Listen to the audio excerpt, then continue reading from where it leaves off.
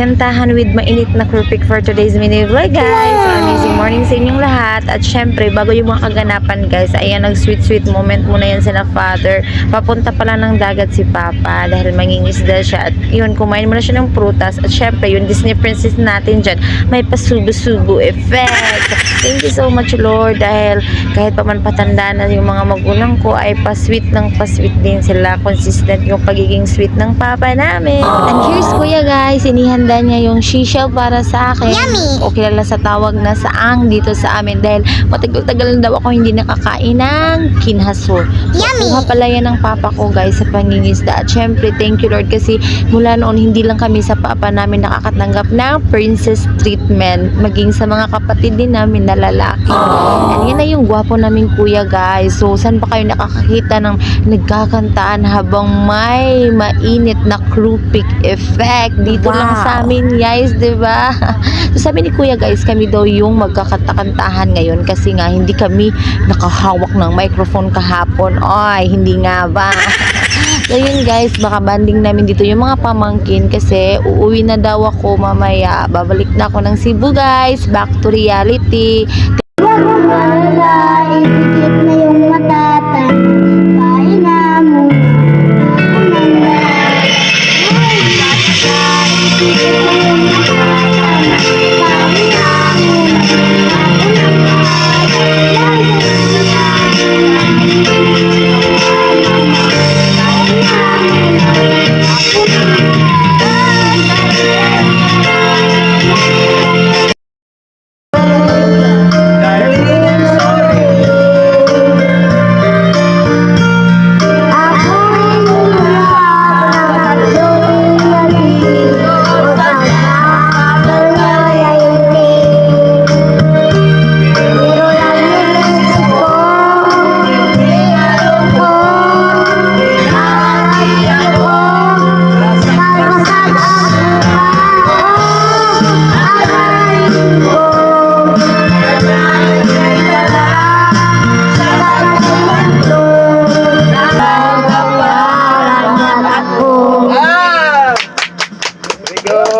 Kaya na po, ano itong usa ka itong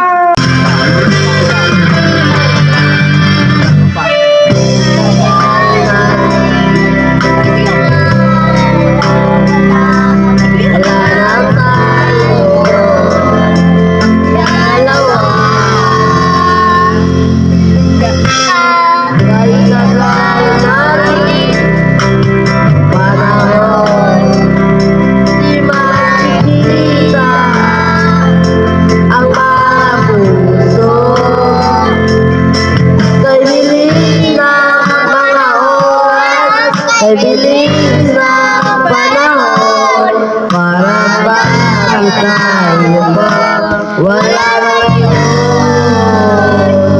kung walang bulan kahit na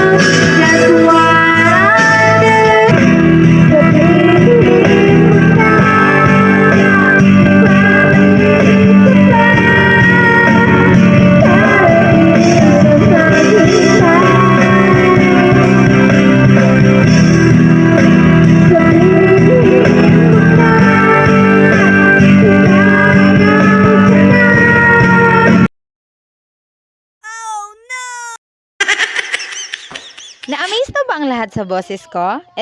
Gawindang. So, ayun guys, tingnan nyo naman kung makabirit ako dyan, wagas na wagas. Sobrang saya ko talaga guys, nasulit ko yung ilang araw na bakasyon ko. And ngayon na ay hawa-hawa tayo, and for mamayang gabi is bubuhos ang luha ni Jessica. Kasi guys, iyakin talaga ako. Wala naman sin hindi maiiyak guys. Buong angkan yung magpapasakay sa akin sa barko kahit hindi ako baguhan guys. Naku, lagi akong naiiyak. So, ito lang guys. Thank you for watching.